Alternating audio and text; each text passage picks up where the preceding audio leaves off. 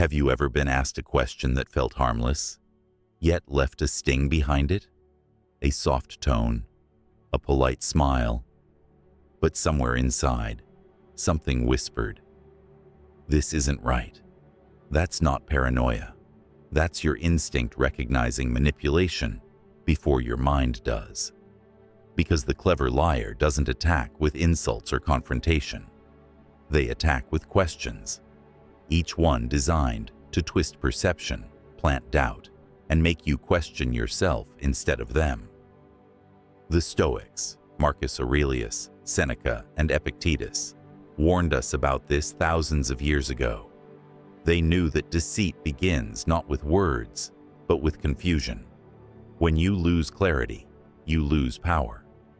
In this video, we'll expose the 5 most dangerous questions liars use to manipulate, control, and distort your reality, and how to respond with stoic calm, reason, and strength.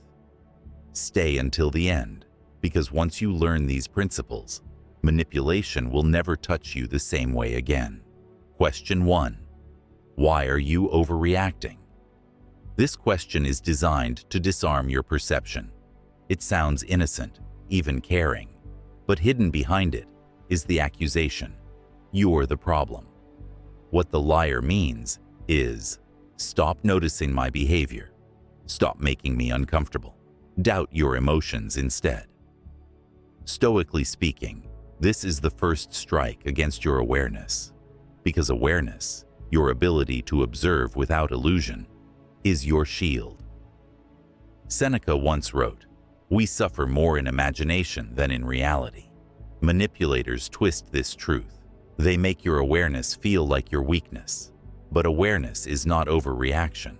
Awareness is your early warning system, the radar that senses deceit before the storm arrives.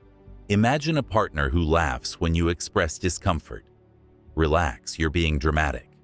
Or a boss who dismisses ethical concerns as overthinking. They are not comforting you.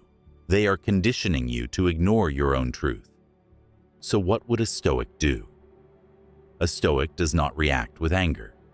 He observes calmly and responds with precision. The next time someone asks, "Why are you overreacting?" Pause. Then say quietly, "I'm not overreacting. I'm noticing." That one sentence flips the script, because awareness is not a flaw. It's strength. And the manipulator fears strength disguised as calm. Question 2. Don't you trust me? This one sounds innocent, almost affectionate, but understand this. Trust should never need to be demanded.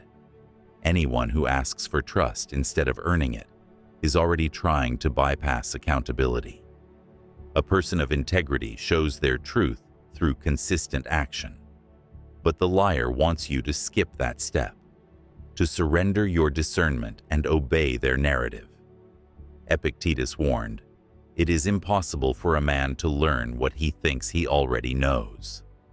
That's what manipulators want. For you to stop questioning. Because curiosity threatens control. A friend hides information. A partner guards their phone. A coworker says, "Come on, you trust me, right?"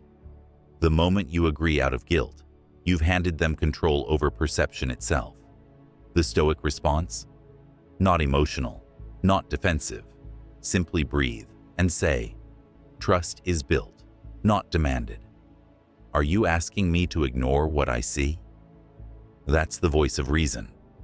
Calm, steady, no anger, no pleading, just clarity. Trust is a fortress built stone by stone. A liar wants the gate open. A Stoic keeps it guarded with patience and proof. Question 3. Are you accusing me of something? This is the manipulator's courtroom tactic. When cornered by truth, they flip the trial. Suddenly, you are the guilty one. The tone shifts. Their voice rises. You feel defensive. You start explaining yourself. And that's exactly the trap. To make you doubt the ground you stand on. Marcus Aurelius wrote, "The best revenge is not to be like your enemy, So when someone throws, "Are you accusing me?" don't play defense. Play silence. Pause. Let the question hang in the air. Then, with calm eyes, say, "Should I be?" 3 words, and the air changes, because manipulators expect panic. They feed on your reaction. But silence, real Stoic silence, terrifies them. It signals confidence, awareness, and moral clarity. The Stoic doesn't argue with deceit. He simply refuses to dance to its rhythm. Remember this: the one who rushes to declare innocence often reveals more truth than they intend. Question 4. Would I ever lie to you? This one is wrapped in sweetness, but it's pure poison. It's not a question, it's theater. Liars ask this when they sense you're close to seeing through the illusion. The goal isn't truth, it's guilt. If they can make you feel cruel for doubting, you'll stop asking questions. Seneca warned, "If it is not true, do not say it. If it is not right, do not do it." A person who lives by this doesn't need to perform their honesty. Their actions speak silently and consistently. The manipulator, on the other hand, relies on emotional fog. They want you ashamed for seeking clarity. So how does a Stoic respond? Not with denial, not with reassurance, with calm inquiry. That's not the question. The question is, would I know if you did? A moment of silence follows, because now the spotlight has shifted.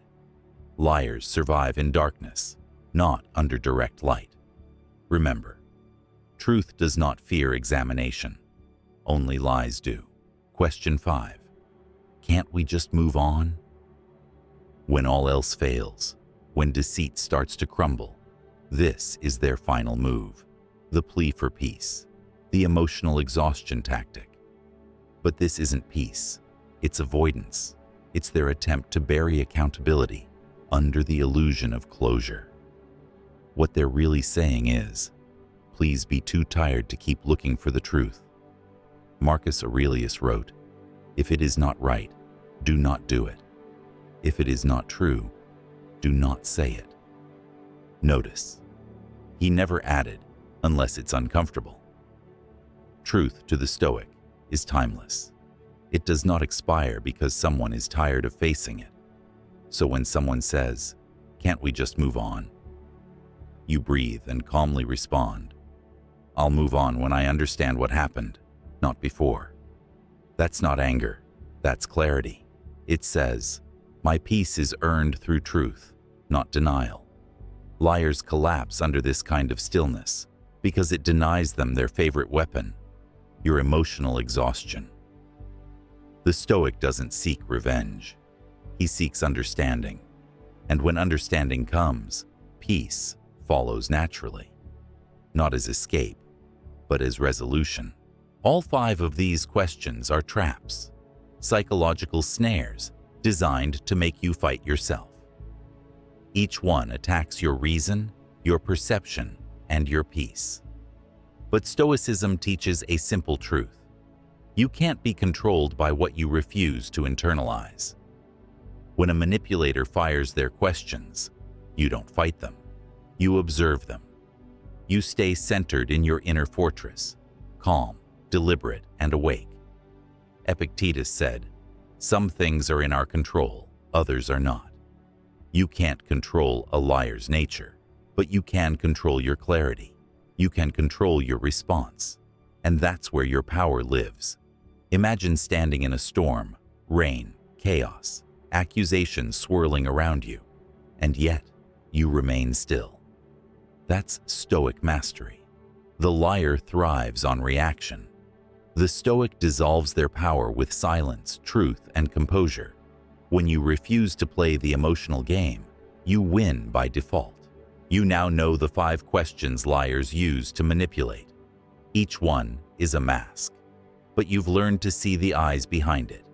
You are no longer the pawn. You are the observer, calm, grounded, and untouchable. Remember, you are not cruel for demanding honesty. You are not cold for protecting peace. And you are not weak for noticing lies. You are awake. And in a world that thrives on illusion, the awake are feared. If this message spoke to you, subscribe to the Stoic Voice, where we explore timeless wisdom for modern strength. Because clarity is power, and peace is the ultimate victory. Live the Stoic way.